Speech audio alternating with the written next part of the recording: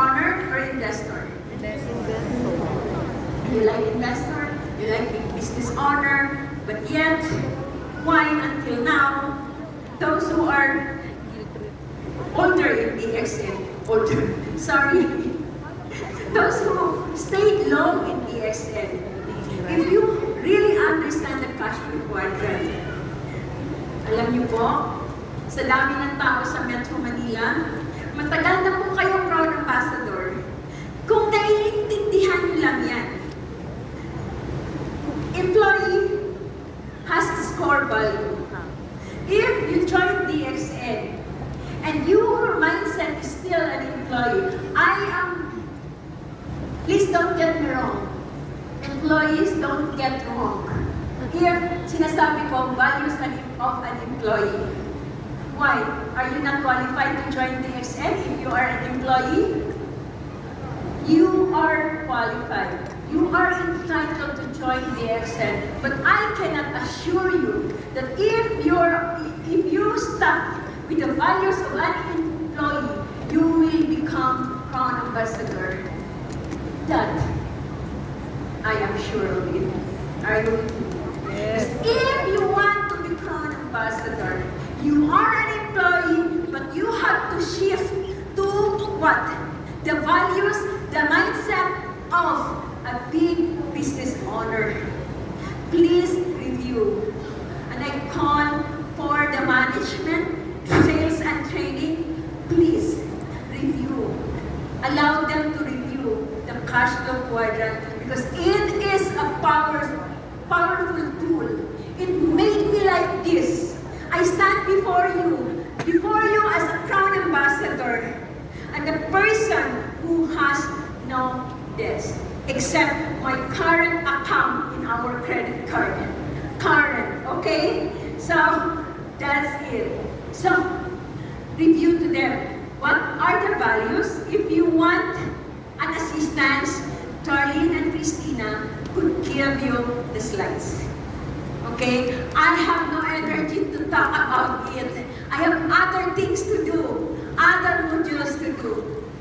Okay? So, inaasa ko yan sa kanila ni Darlene and Christina.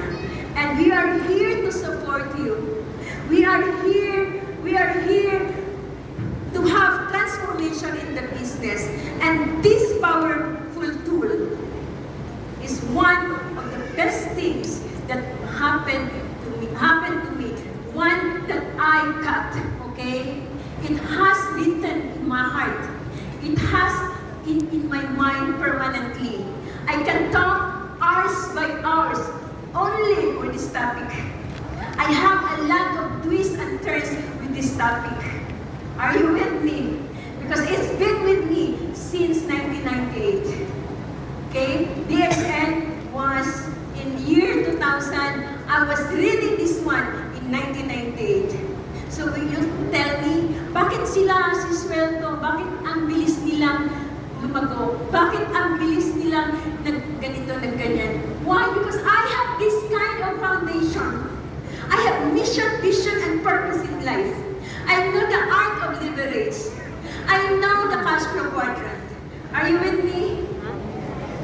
You want to copy me? Copy the principles that I laid down to you. Okay? Absorb the principles. Walk the principles that I laid down right now. You don't have to copy me. Okay? You don't have, it is not about copying. It's about what? Applying the lessons that you've learned. And I learned a lot from this one. You complain that your down uplines are not teaching you. You complain that your downlines are down. Teach them like this. And make it happen in their lives.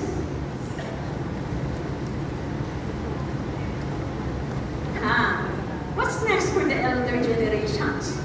I thank Darlene for this because una-una po ang nakalagay older. Sabi niya, Ma, it's offending to say older. Okay naman, na-remember ko, sabihin niyo sa akin na magnanakaw ako, huwag lang yung matanda. And I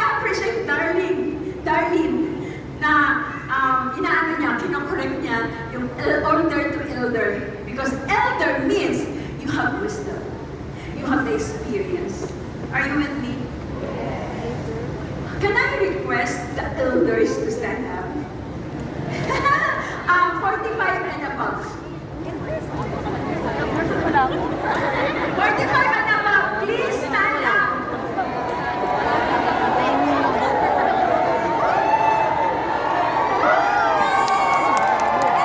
Palakpakan natin yung mga elders natin. 45 and above. Please sit down.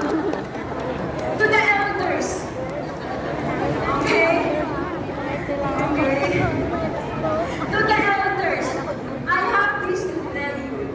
I honor and respect you. You are the trailblazers in DXN. You have worked hard to make DXN until now the number 7. But I would like to correct that number 7 thing. Okay? Always remember that in DXN, we are one. One world, one market, one family. So what if we are number 7 and those other countries are number 1 to number 6? We are one, right? We share this all together. If they are number 1, we are also number 1. If you have that mindset, we will not focus on competing with the Latin America.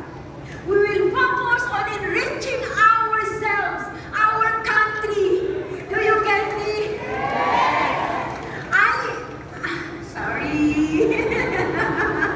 I'm harsh. Okay? But even when I was in India, that was 2005, 2006, I was in India then. And DXN Philippines was number 1. Sikat po tayo. Alam niyo ba? They adored us, ladies and gentlemen. And I was so proud because I am a Filipina. I am a Filipino. And the Indians adored us. And they asked me, how to become number 1? And I told them in front of, in the stage, sinabi ko sa kanila, so what? If we are number 1, if Philippines is number 1, and you are number 6, and you are number 10, it doesn't matter. Even if we are number 10, but because we are 1, you are still number 1. And I got that pride in me. I'm so proud. I'm so proud that we are number 6, and then our brothers and sisters are number 1. Hindi ka ba masaya? Yung ate, yung younger sister mo, naging number 1, at ikaw naging kulilat? At ikaw yung magtuturo sa kanila? Are you not proud of that? If you are not proud of that, no, not me. Because I'm so proud. Because we are the trailblazers. We are the pioneers in DXN. I will always remember Dr. Ling said, Malaysia sponsored Indonesia. Indonesia sponsored Philippines. And Philippines sponsored the world. DXN is, there are Filipinos in there. Are you with me? Yes. So take that pride in you, but never, ever diminish our being Filipino. Never, ever. Because we have our mission, we have our vision, we have the purpose in life, purposes in life, that will make you unstoppable, that will make you formidable. Sinasabi nyo, palagi kong naririnig, paano naman yung, ano yun, patakot. Pahawa naman, okay? Pakiskis ng kuko. Guys, that's BS. That's BS. It has the power. The power is in your mission. The power is in your vision. The power is in your purpose in life. The power is how to use the tools, the Castro Quadrant, the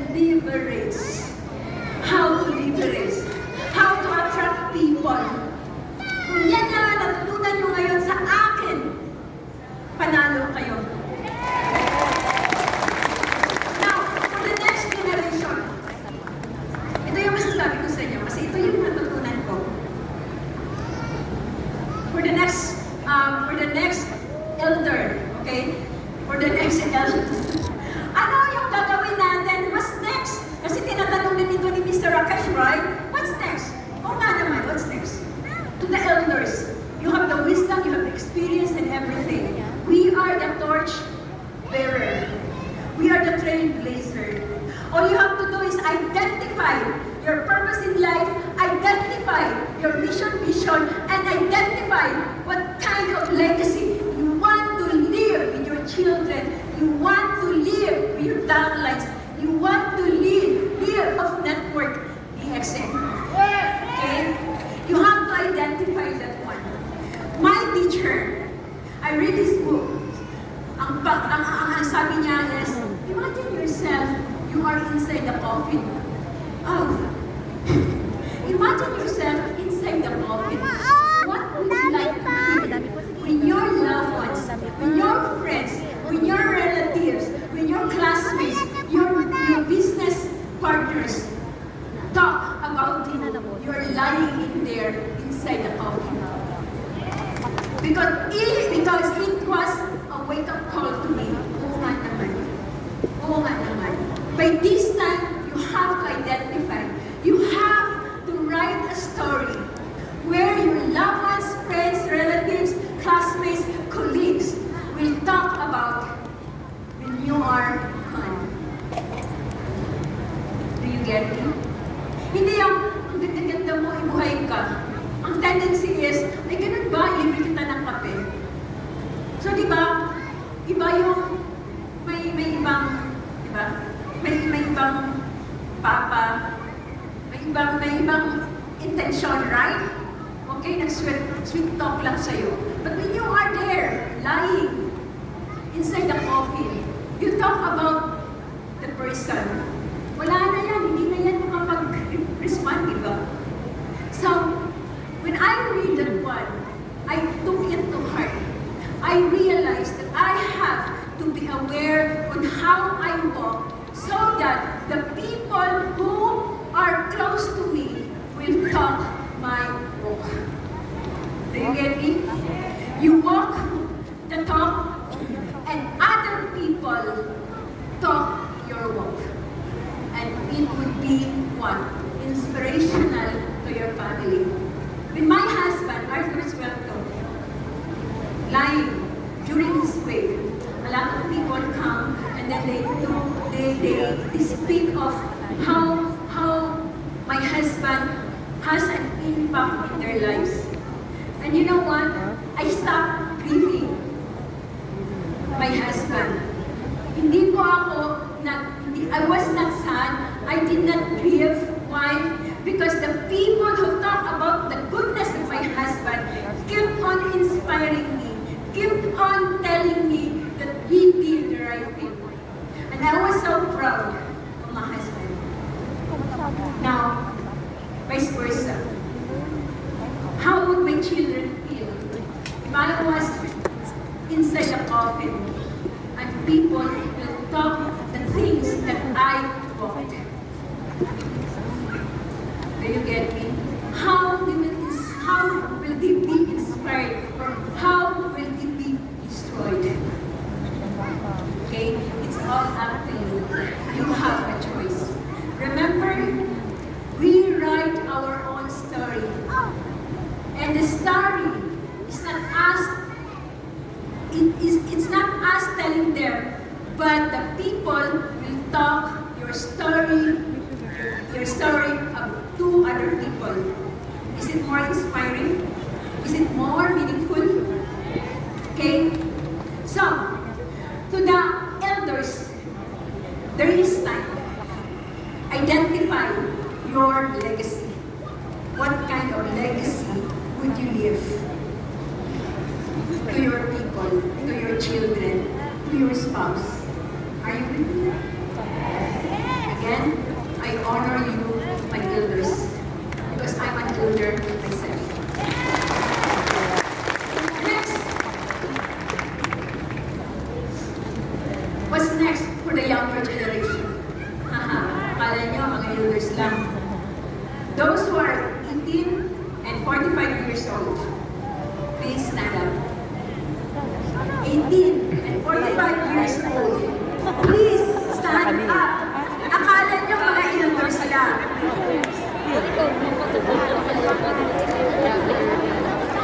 Yung iba, walang edad eh.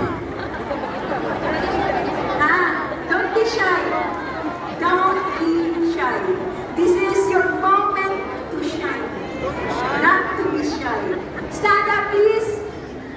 Okay. What's next for the younger generation? Please don't sit down. Stand up still. You're younger, so you have a lot of nerves and muscles, okay, to stand. You have a lot of energy, okay? I'm 64 years old. I was standing here right in front of you. Please don't ever sit down until I told you so. Malupit! Malupit si Sweldo, okay? Kung hindi ako malupit, I will not be a proud ambassador. To all of you who stands up, my honor and respect, because you are the future of DXN. Please do not overestimate or underestimate your power. You are the future of DXN. You are. Please make this business work for you because your next generation will benefit. Okay? And to those whose parents, those who are here with your parents, please say a word, thank you, Mother, thank you, Father, because you are here not just because you are privileged, but because of your parents who work hard in doing this business, okay? Wala pa pong cellphone noon, yung time namin, analog pa lang, pocket bell pa lang. Wala pa masyadong magandang highways and byways. Ngayon, very smooth na. After 25 years, ang ganda na ng setting nyo, ang ganda na ng plataforma nyo, hindi nyo pa pinapansin. Pinahihirapan nyo pa yung mga parents nyo. Are you with me? Nakakahiya ko kayo. Shameful. From this time, from here and now, you have to make a decision. Do not waste the effort of your parents. You know what? Kung gagawin niyo ang negosyo na to, pag ako at ang network ko at ang mga anak ko, mamanahin niyo. Kayo nahiya yan? Ha? Mamanahin, you will inherit us. The whole of our network. Please appreciate that one. Appreciate that one. Now you say, I am not your downlines. I am not your uplines, okay? Why would I inherit your downlines? Remember this.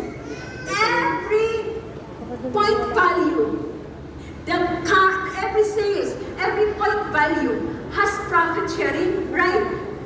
Has international travel incentive, national travel incentive. It's global and you are participant of it. Whether you like it or not, whether you are my upline, downlines or not, you will get every point value.